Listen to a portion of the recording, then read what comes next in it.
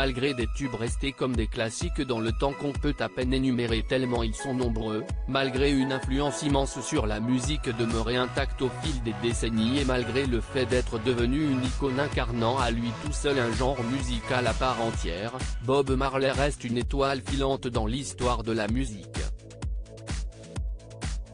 Mort à seulement 36 ans après plusieurs tentatives d'assassinat sur fond de récupération politique, The King of Reggae comme on le surnommait est parti beaucoup trop vite.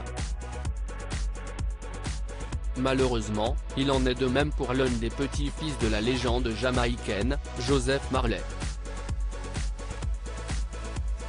Fils du quatrième des 11 enfants reconnus par Bob Marley, Stephen Marley, il est décédé mardi 27 décembre alors qu'il était âgé de seulement 31 ans, selon une information de nos confrères américains de TMZ.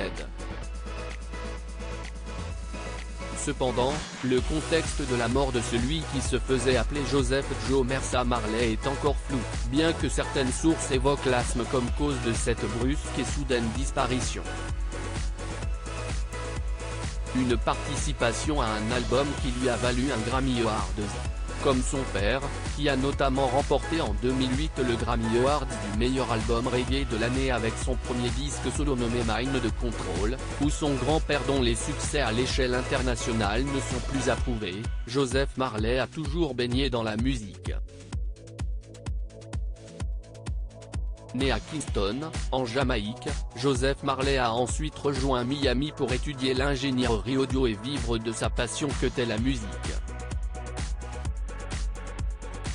Plus qu'une activité, c'était pour lui un véritable mode de vie, comme pour la majorité des membres du clan Marley, bien que certains parviennent à s'émanciper et brillent dans d'autres domaines.